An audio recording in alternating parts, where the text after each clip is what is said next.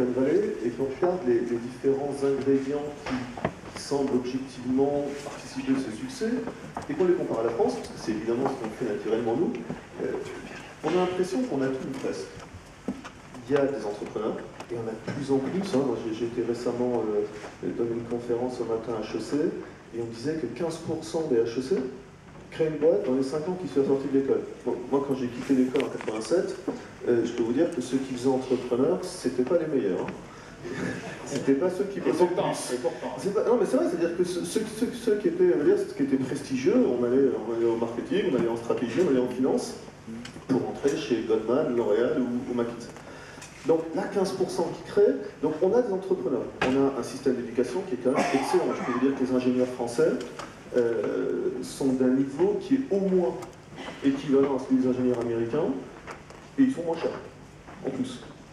Donc on a des ingénieurs, on a des grandes entreprises, donc on a du financement. On va en reparler, on a du financement. Je trouve que on a vraiment les ingrédients qui font que ça peut marcher. Ce qui manque, c'est la sauce. C'est le liant entre tout ça. Et ça, c'est dur à définir, mais ça va de ce que disait Grégoire Santi tout à l'heure, c'est cette culture entrepreneuriale. Mais c'est nous, nos ingénieurs, quand on leur dit qu'il y a une conférence à San Francisco, on va dire « Oh, mais les conférences, c'est pas pour les ingénieurs. » Et si, dans la Silicon Valley, c'est pour les ingénieurs. Il y en a plein. Et donc c'est à tous les niveaux, je pense, cette différence culturelle profonde qui fait que voilà, c'est ça qui fait la différence. Je crois qu'il y a autre chose aussi, peut-être que je l'ai dit, vu mon métier, mise en relation professionnelle, c'est tellement facile de rencontrer des gens aux États-Unis. On va à une conférence, il y a le patron de Google, Schmidt, est sur scène, vous descendez de la conférence, c'est bien, voilà, vous allez discuter avec lui. Et si vous avez un truc intéressant à vous dire, il écoute, et il peut y avoir des conséquences derrière. Et déjà dans un pouvoir latéral, en tout cas, évident. Très fort. Alors, sur le plan financier, avant d'entendre Antoine Gosselin-Vie, vous avez opéré une levée de fonds nécessaire pour assurer votre croissance, 24 millions d'euros auprès de vos investisseurs historiques, Ventec et ID Invest. Et puis de nouveaux investisseurs, on a vu arriver dans notre table Alliance, des fonds du Moyen-Orient, et le FSI surtout, un fonds stratégique d'investissement qui a pris une participation autour de 10 millions d'euros. Quelles sont vos ambitions pour les années à venir sur ce plan-là, peut-être de développement de l'entreprise et donc de son besoin en capital? Bien, on a levé de l'argent principalement pour 3 choses. La première, c'est évidemment l'international. Donc des positions fortes dans ces pays émergents, la Chine, mais aussi en Russie, où on marche très fort, l'Afrique, on a des très bonnes positions, et puis un d'Amérique latine. Donc tous ces pays émergents où va se passer l'Internet de demain. Deuxièmement, le mobile. Là encore, Grégoire Santi en parlait tout à l'heure. Je ne peux pas vous arrêter, mais on a quelqu'un qui fait partie de votre le marin. Ouais, c'est gentil. C'est gentil. Le mobile, moi je partage complètement, je n'avais pas chiffre 1 milliard, 5 milliards dans les 5 prochaines années, mais ce qui est sûr, c'est que l'Internet sur mobile aujourd'hui, c'est comme l'Internet en 93 à l'époque. Donc on est au tout début de ce truc-là, il y a quelques centaines de milliers d'applis aujourd'hui, il y a combien de milliards de sites web? Donc on est au tout début de l'histoire. Et aujourd'hui, une appli réseau social pro sur mobile, c'est en gros l'appli web qu'on a adaptée à un écran mobile. Il y a des idées et des enjeux là-dessus au niveau du professionnel sur le mobile qui sortent de ce qui existe sur le web. Donc ça va être un gros sujet pour nous. On devrait d'ailleurs faire des annonces plutôt sympas très bientôt en termes d'acquisition dans les domaines-là. Dans les jours qui viennent. Dans les jours qui viennent. Tout va bien. Antoine Gosselin-Vie, une trajectoire qui inspire confiance, des entrepreneurs, ils maîtrisent un écosystème, il y a une réussite. C'est l'ensemble qui a fait que le FSI, les dépôts à travers le FSI, prennent une participation qui est non négligeable. 10 millions d'euros, c'est important. Oui, alors 10 millions d'euros, c'est effectivement important. Je ne devrais certainement pas dire ça devant l'âme, mais Viadeo, c'était un peu le cas d'école pour nous. Une entreprise de croissance dans un secteur porteur qui a réussi son amorçage, qui a commencé à se développer à l'international, qui a des vraies perspectives, un vrai potentiel de croissance future, et puis un management de qualité, en tout cas sur le plan professionnel.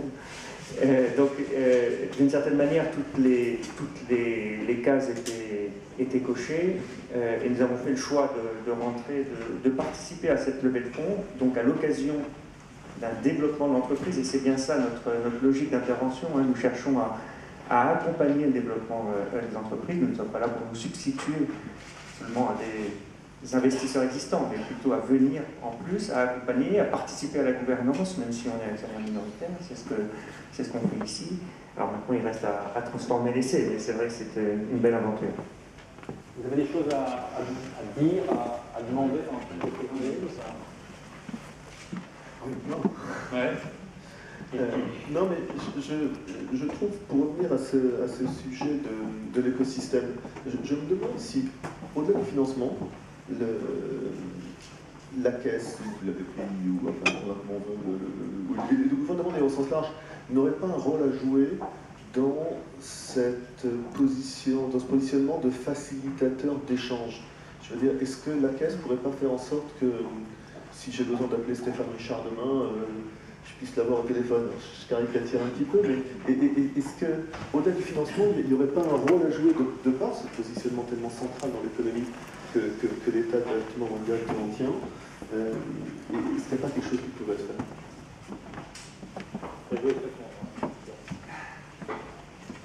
Alors, d'abord, il y a le financement, et vous l'avez bien dit tout à l'heure, le mal français est bien connu. Nous avons beaucoup, même énormément de petites entreprises, on en crée un nombre considérable, mais nous avons très peu de moyennes entreprises.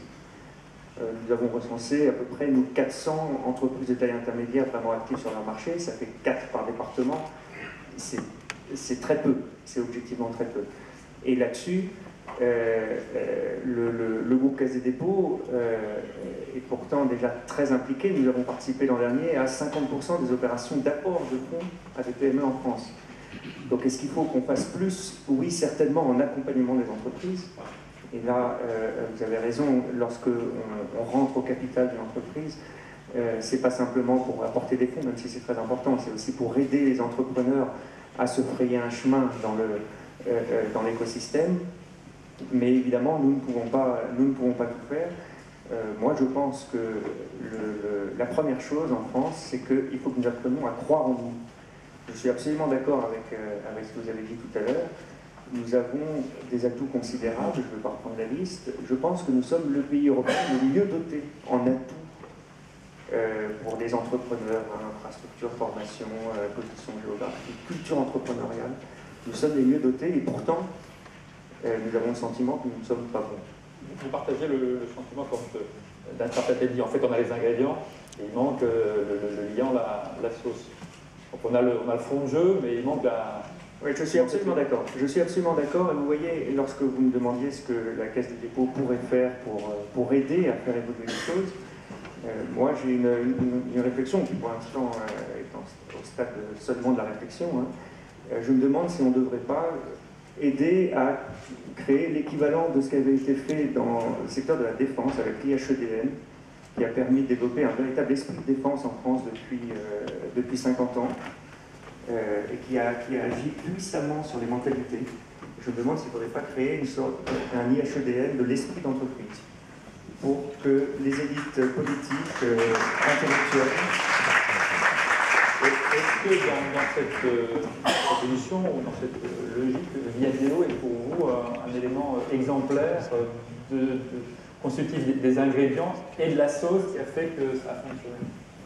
C'est ce que je disais tout à l'heure. Je pense que Viadeo est d'une certaine manière un petit peu un modèle. Alors je le dis prudemment, hein, parce qu'un actionnaire doit toujours être vigilant.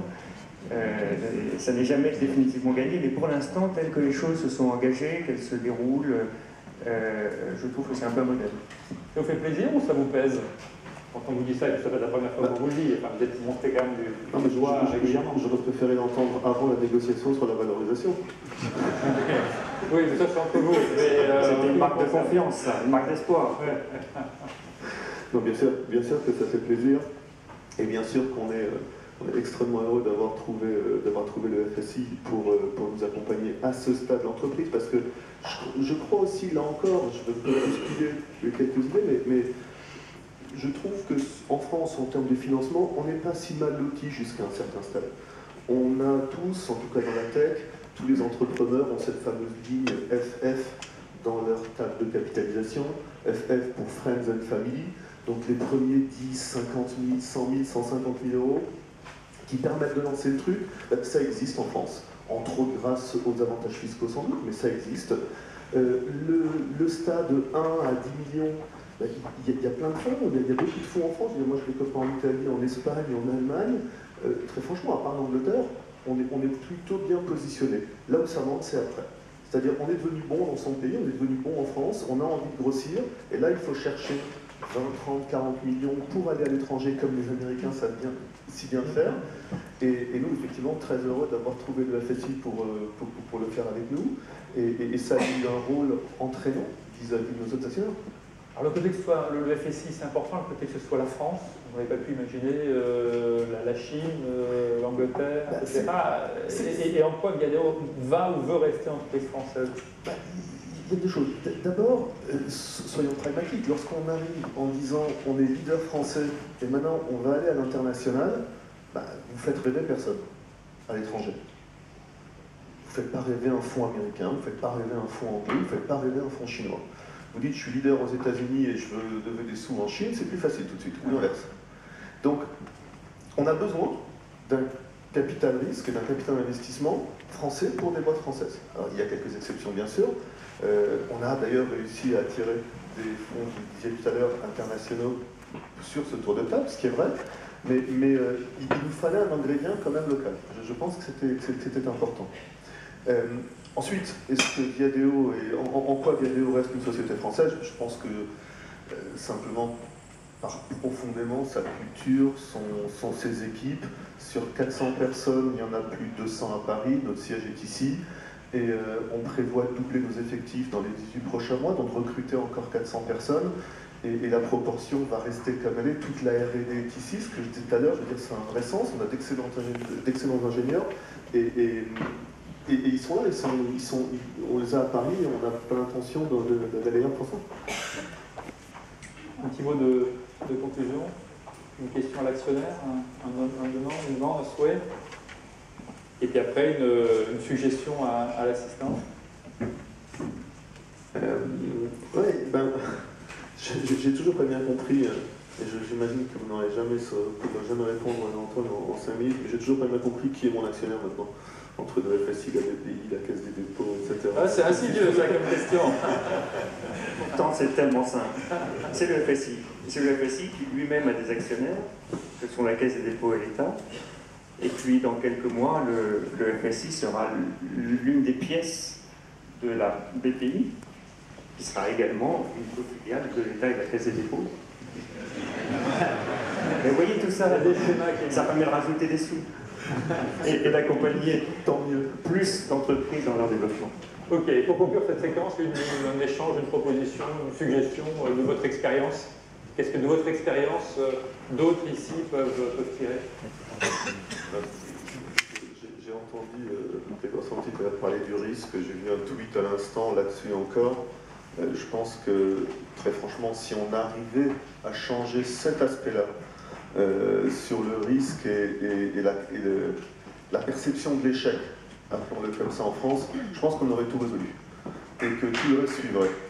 Et j'ai entendu aux États-Unis, et je l'ai dit plusieurs fois en conférence en France parce que ça m'a marqué, un gars aux États-Unis dire que l'échec pour un entrepreneur américain, c'est comme une cicatrice pour un chef mafieux. C'est un signe de crédibilité.